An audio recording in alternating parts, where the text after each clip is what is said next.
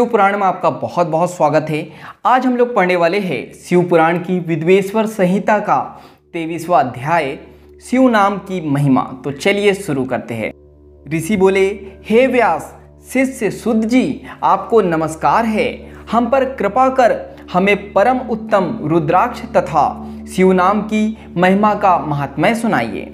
सुद जी बोले,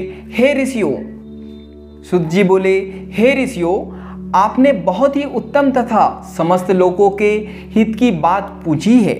भगवान शिव की उपासना करने वाले मनुष्य धन्य हैं। उनका मनुष्य होना सफल हो गया है। साथ ही शिव भक्ति से उनके कुल का उद्धार हो गया है। जो मनुष्य अपने मुख से सदा शिव और शिव नामों का उच्चारण करते हैं, पाप उनका स्पर्श भी नहीं कर पाता। भस्म, रुद्राक्ष और शिव नाम त्रिवेणी के समान महापुण्यमय हैं। इन तीनों के निवास और दर्शन मात्र से ही त्रिवेणी के स्नान का फल प्राप्त हो जाता है। इनका निवास जिसके शरीर में होता है, उसके दर्शन से ही सभी पापों का विनाश हो जाता है। भगवान शिव का नाम गंगा है, विभूति यानी भस्म यमुना मानी गई है तथा रुद्राक्ष को सरस्वती कहा गया है। इनकी संयुक्त त्रिवेणी समस्त पापों का नाश करने वाली है।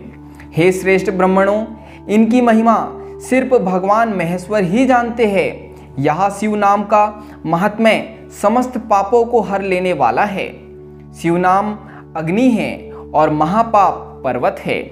इस अग्नि से पाप रूपी पर्वत जल जाते हैं। शिव नाम को जपने मात्र से ही पाप मूल नष्ट हो जाते हैं। जो मनुष्य इस पृथ्वी लोक में भगवान शिव के जाप में लगा हुआ रहता है, वह विद्वान, पुण्यात्मा और वेदों का ज्ञाता है। उसके द्वारा किए गए धर्म कर्म फल देने वाले हैं। जो भी मनुष्य शिव नाम रूपी नौका पाकर भवसागर को तर जाते हैं, उनके भव्य रूपी पाप निःसंदेह ही नष्ट हो जाते हैं। जो पाप रूपी दावानल से पीड़ित है, हे मुनीश्वरों, जिसने अनेक जन्मों तक तपस्या की है, उसे ही पापों का नाश करने वाली शिव भक्ति प्राप्त होती है। जिस मनुष्य के मन में कभी ना खंडित होने वाली शिव भक्ति प्रकट हुई है, उसे ही मोक्ष मिलता है। जो अनेक पाप करके भी भगवान शिव के नाम जप में आदर पूर्वक लग गया है, वह समस्त पापों से मुक्त हो जाता है।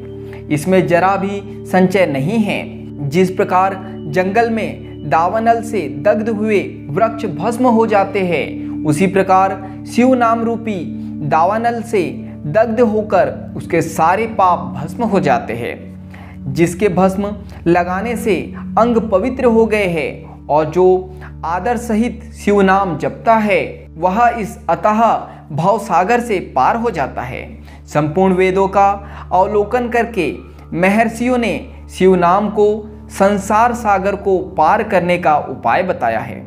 भगवान शंकर के एक नाम में भी पाप को समाप्त करने की इतनी शक्ति है कि उतने पातक कभी कोई मनुष्य कर ही नहीं सकता। पूर्व काल में इंद्रधुम्न नाम का एक महापापी राजा हुआ था और एक ब्राह्मण युवती जो बहुत पाप कर चुकी थी, जिस नाम के प्रभाव से दोनों उत्तम गति को प्राप्त हुए। हे द्विजों, इस प्रकार मैंने तुमसे शिव नाम की महिमा का वर्णन किया है। तो यहाँ पर शिव पुराण की विद्वेश्वर संहिता का 23वां अध्याय समाप्त होता है। आज के लिए इतना ही। धन्यवाद।